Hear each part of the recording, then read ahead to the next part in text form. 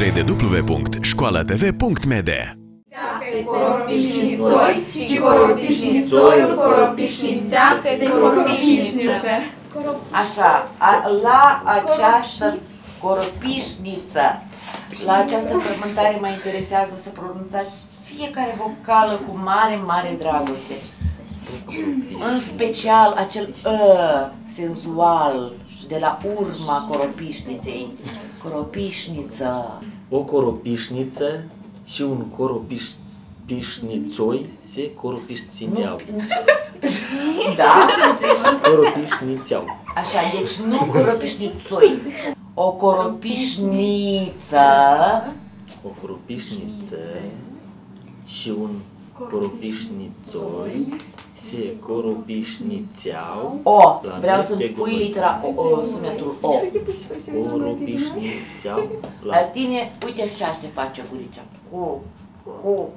Și este un cu, așa parcă are febră și bătrâni. Coropișnițeau. Coropișnițeau.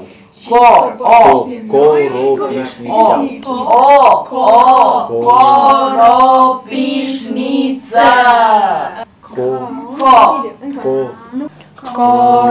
Coropișniță. Bună ziua, perete, bună ziua, perete, bună ziua, perete. Așa, hai să vă aud cu voi. Hai. Bună ziua, perete. Ei, stai, hai începem de la puțin. Hai.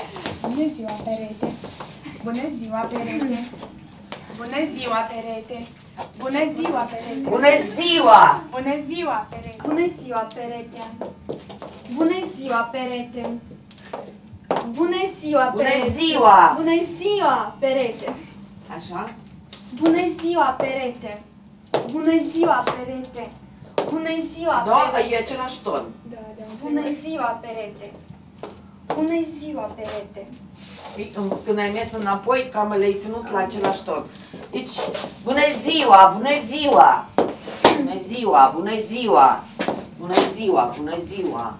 Bună ziua, bună ziua! Aveți, deci acasă aveți pereți, cred, și eu, și lucrați cu chestia asta. Acum 5 minute vă odihniți. www.școalatv.md